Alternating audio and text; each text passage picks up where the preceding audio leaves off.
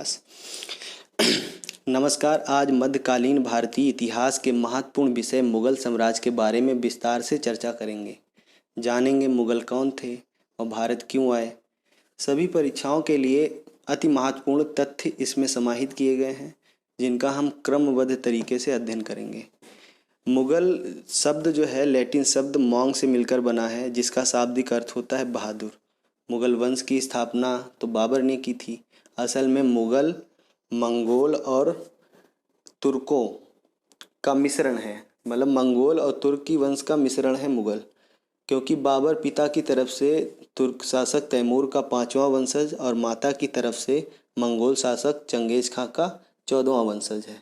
अपनी आत्मकथा बाबरनामा में बाबर जो है स्वयं को अपनी माँ के वंश का मानने पे जोर देता है। जब तैमूरी साम्राज्य का जो विघटन होता है तो मध्य और पश्चिम एशिया में 3 बड़े साम्राज्य बनते हैं। एक ऑटोमन साम्राज्य होता है, ये आपका तुर्की और सीरिया में। दूसरा सफावी साम्राज्य होता है, ये ईरान में। तीसरा होता है उज्बेक। उज्बेक जो थे ये ट्रांसियाना क्षेत्र में रहते थे। वहीं पर एक जगह थी छोटी सी फरगना। फरगना जो वर्तमान में अफ़गानिस्तान में पड़ता है, वहीं पे बाबर का जन्म होता है। 14 फरवरी 1483 ईस्वी में अफ़गानिस्तान के फरगना में बाबर का जन्म होता है। बाबर का पूरा नाम जहीरुद्दीन मोहम्मद बाबर था। पिता जो थे इसी जो फरगना रियासत थी, इसी फरगना रियासत के हेड थे यानी शासक थे, तो उनका नाम उमर शेख मिर्ज़ा था। माता जो थी कुतलुग निगार थी। बाबर की उपाधियां जो हैं, पादशाह जब ये काबुल जीतता है तब धारण करता है। कलंदर की उपाधि पानीपत के युद्ध के बाद धारण करता है। कलंदर का मतलब होता है दान करने वाला, क्योंकि जो है पानीपत के युद्ध के बाद बाबर ने बहुत सारा दान किया तो लोग इसे कलंदर कहने लगे। गाजी की उपाधि खानवा के युद्ध के बाद जो है धारण करता है, जिसका मतलब होता है काफिरों से युद्ध करने वाला। भारत आने से पूर्व मध्य एशिया में बाबर का जीवन जो है कैसा रहा, तो ऐसा हुआ कि जब बाबर 12 वर्ष के आसपास था तो उसी दौरान उसके पिता की मृत्यु हो जाती है। तो 1494 में पिता की मृत्यु हुई तो फरगना के शासक के रूप में बाबर काबिज हुआ। अब क्या हुआ कि उसके चाचा और मामा, उसके चाचा जो थे अहमद मिर्ज़ा और मामा महमूद जो है उसकी अल्पायु का फ़ायदा उठाना चाहते थे और वो फरगना पे संयुक्त आक्रमण किया, जिनका जो है दृढ़ता के साथ बाबर ने मुकाबला किया और उन्हें हराया। उसके बाद जो है बाबर अपनी आंतरिक स्थिति को जो है मजबूत करता है।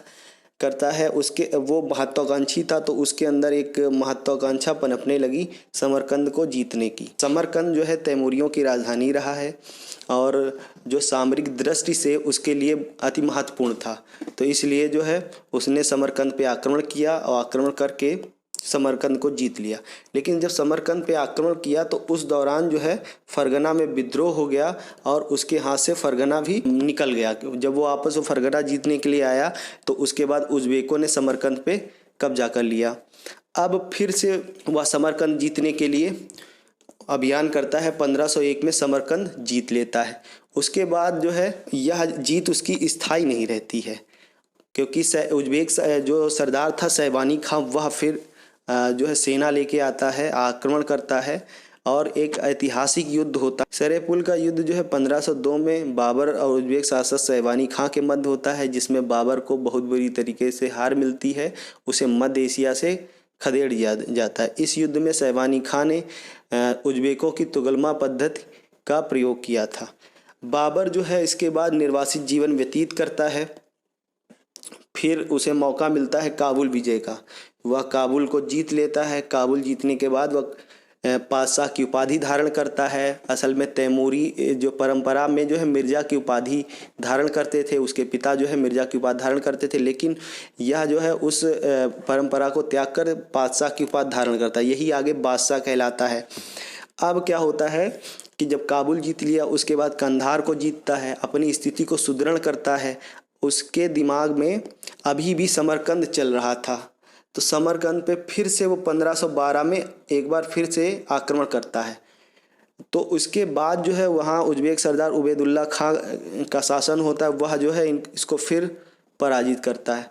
अब इस युद्ध के पता चल गया था कि वह अब सफल नहीं हो पाएगा, तो मध्य एशिया की तरफ से ध्यान हटा के अपना ध्यान भारत की तरफ केंद्रित करता है। तो बाबर का भारत में पहला आक्रमण जो था वो बाजौर का दुर्ग है, वो 1519 में अपने कब्जे में लेता। इसी समय इसने पहली बार तोप और बारूद का प्रयोग किया और जो है इसने जो है पहली बार बारूद का प्रयोग किया और सामरिक दृष्टि से इसने आसपास के अन्य कई किलों पर विजय प्राप्त की। पानीपत पर आक्रमण के बारे में अब भारत पर जो मेन जो युद्ध हुआ वो पानीपत का। अब इस समय भारत की स्थिति ऐसी थी जैसे जब महमूद गजनवी ने भारत पे आक्रमण किया और मोहम्मद गौरी ने जिस समय आक्रमण किया तो भारत के जो छोटे राजे रजवाड़े थे आपस में लड़ रहे थे, तो वैसी ही स्थिति कमोवेश स्थिति इस समय थी। तो इसके पास एक स्वर्णिम अवसर था बाबर के पास। तब तक उधर कुछ लोग जो थे उधर इब्राहिम लोदी से नाराज चल रहे थे, जिसमें दौलत खां लोदी जो पंजाब का सूबेदार था, इसका इब्राहिम लोदी से झगड़ा चल रहा था। मतलब इससे इब्राहिम लोदी नाराज़ था। उधर आलम खां जो इब्राहिम लोदी का चाचा था वो खुद शासक बनना चाह रहा था। तीसरा राणा सांगा जो है अपना परचम दिल्ली में लहराना चाह रहे थे। तो राणा सांगा ने अपना एक प्रतिनिधि भेजा उसके पास और उससे कहा कि जो दिल्ली पे आप आक्रमण करेंगे, हम आगरा पे करेंगे। उधर आलम खां लोदी भी अपना प्रतिनिधि एक भेजते हैं, दौलत खां भी भेजते हैं। तो ये उस बाबर के लिए स्वर्णिम अवसर था। इसका फ़ायदा उठा के वो आक्रमण कर देता है और 21 अप्रैल 1526 को पानीपत में जो है बाबर और इब्राहिम लोदी के बीच युद्ध होता है। इब्राहिम लोदी जो है युद्ध क्षेत्र में ही मारा जाता है। यह मध्यकालीन भारत का पहला शासक था जो युद्ध क्षेत्र में मारा गया। अब जो है उसी के साथ उसका एक मित्र था ग्वालियर के राजा विक्रमादित्य थे, वो युद्ध में मारे गए। इन्हीं से जो है आप देखेंगे इसी युद्ध में राजा विक्रमादित्य के परिवार से हुमायूं जो है कोहिनूर हीरा प्राप्त करता है। अब बाबर ने इस युद्ध में क्या किया, उज़्बेकों की जो तुगलमा व्यूह प्रणाली थी उसका प्रयोग किया और ईरानियों द्वारा जो बंदूक का प्रयोग जो है वो किया। तुर्कों से घुड़सवारी सीखी थी बाबर ने, उसका प्रयोग किया। मंगोलों और अफगानों से जो व्यूह रचना सीखी थी उसका प्रयोग किया। उसके पास जो है काबुल से लाए गए 2 उस्ताद थे, जो तोपची थे, एक उस्ताद अली कुली था, एक मुस्तफ़ा था। इन 2 तोपचियों के सहारे से इन्होंने पानीपत पे विजय प्राप्त कर ली। अब यहाँ जो है उसको अपार धन संपदा मिली, तो उसकी जो आर्थिक दरिद्रता थी वो हो गई दूर। अब वो जाना चाह नहीं रहा था काबुल क्षेत्र में, तो उसके कई सैनिक वहाँ जाना चाह रहे थे। इसीलिए बाबर ने उस सैनिकों को ढेर सारा दान दिया, जो पैसा मिला था, तो इसीलिए ज़्यादा दान देने के चक्कर में उसी लोगों ने उसे कलंदर कहना शुरू कर दिया। अब खानवा के युद्ध की पृष्ठभूमि ये बनी कि अब खानवा जो राणा सांगा जो थे उसकी तरफ आगरा की तरफ बढ़ रहे थे, तो बाबर जो है वो यहीं रहना चाह रहा था। अब राणा सांगा को लगा कि ये बाबर यहाँ जो है लुटेरों की तरीके से आएगा, लूट के चला जाएगा, फिर अफ़गान कमज़ोर हो जाएंगे, तब हम इस पर आक्रमण कर देंगे और अपनी जो है सत्ता स्थापित करेंगे। पर ऐसा हुआ नहीं। जो पानीपत का युद्ध जीतने के बाद जो अफ़गान बचे हुए थे उनको भी बाबर कुचल रहा था। उसमें से कुछ अफ़गान जो है राणा सांगा के पास आ गए और युद्ध के लिए उकसाने लगे। उधर राणा सांगा भी तैयार था। राणा सांगा ने राजपूतों को मिलाया और जो है उसके साथ महमूद लोदी, हसन खां, मेवाती आलम खां लोदी, ये सब शामिल हुए।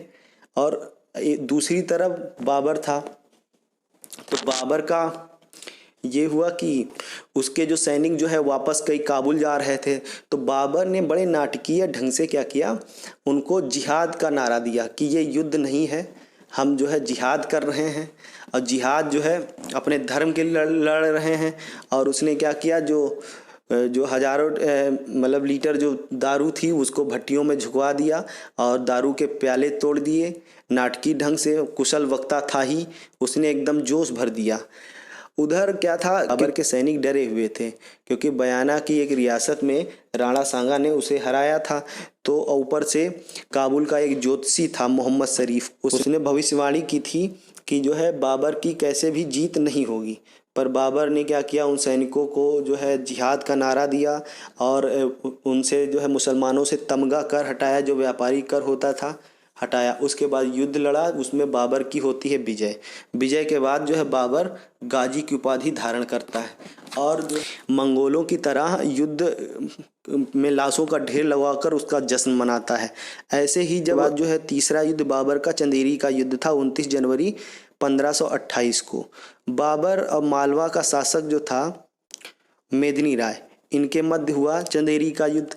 इसमें देखो बाबर को लगा खानवा के युद्ध से उसके जीवन में स्थायित्व आ गया, तो उसे मतलब इस स्थायित्व को बरकरार रखना था। तो चंदेरी के मेदिनी राय की शक्ति ना कहीं बढ़ जाए, इसलिए उसने मेदिनी राय को टारगेट किया।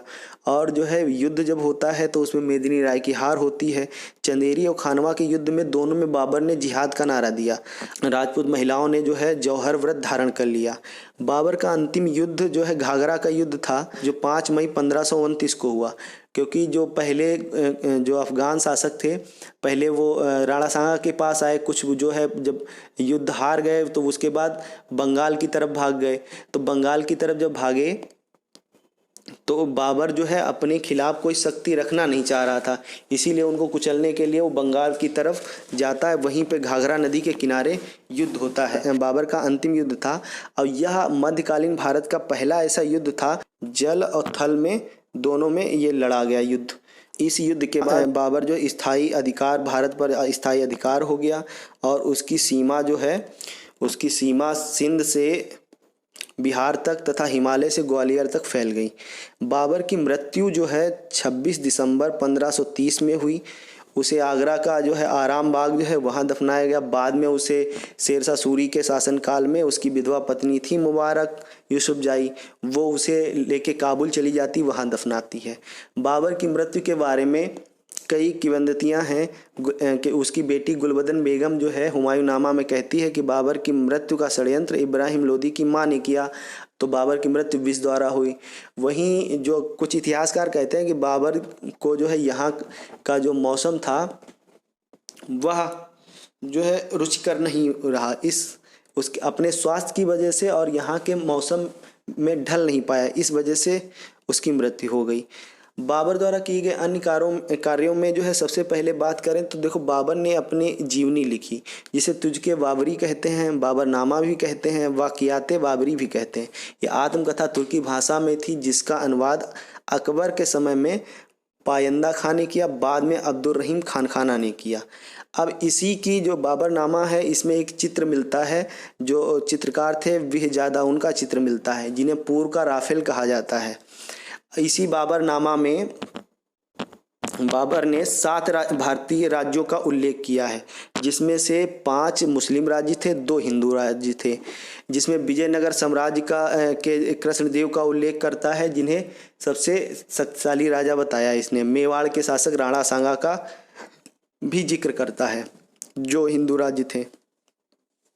इसने मुवैयान पद्य शैली का भी विकास किया और गजे बाबरी जो मापक है उसका जो है विकास किया। जैसे सिकंदर ने गजे सिकंदरी का विकास किया था, वैसे बाबर भी गजे बाबरी का विकास करता है मापन के लिए, भूमि मापन के लिए। भारत में 4 भाग पद्धति का प्रयोग करवाया। 4 भाग पद्धति असल में होती क्या थी कि जो है एक बाग के बीचों में, मतलब चारों तरफ बाग हो, बीच में कोई बिल्डिंग बनाना, ये 4 भाग पद्धति कहलाती थी। इसी के आधार पर आगरा में आराम बाग की स्थापना करता है। ये वही आराम बाग है जहाँ पे बाबर दफनाया जाता है। उसके बाद स्थापत्य की बात करें, इसने पानीपत की काबुली मस्जिद और रोहिलखंड में संभल मस्जिद बनवाई, जो सैनिकों को नमाज पढ़ने के लिए थी। बाबर का सेनापति ही था मीर बाकी, जिसने अयोध्या में जो है राम जन्मभूमि की जगह जो है मस्जिद का निर्माण करवाया था, बाबरी मस्जिद का निर्माण करवाया था। अब बाबर ने अपने शासन काल के दौरान, जब वो काबुल में शासन करता था 1504 में, तब उसने 2 सिक्के जारी किए थे। एक का नाम शाहरुख था, कंधार में उसने बाबरी सिक्का। यह प्रश्न कई बार पूछा गया है और ये मैं बता ही चुका हूँ। नापने के लिए उसने गजे बाबरी का वो किया था। रूमी पद्धति और उस्मानी पद्धति तोपों को सजाने की पद्धति थी। तुगलमा पद्धति सैनिकों को सजाने की एक पद्धति थी। यह जो है बाबर युद्ध में इस्तेमाल करता था। ये मध्य एशिया है वहाँ लड़ाका जनजातियों से सीख के आया था, कुछ ईरानियों से सीखा था, कुछ उज्बेकों से सीखा था। अब देखो बाबर के 4 पुत्र थे जिनके जो है जिनका बंटवारा जब वो बीमार था तब उसने मतलब अपने जो बड़े पुत्र हुमायूं को शासक अपना उत्तराधिकारी नियुक्त करता है और उससे जो है कहता है अपने भाइयों से उदारता पूर्व व्यवहार करने के लिए कहता है। इसी का परिणाम था कि हुमायूं ने क्या किया, अपने भाइयों का को राज्य बांट दिया। इसके बारे में हम बाद में चर्चा करेंगे।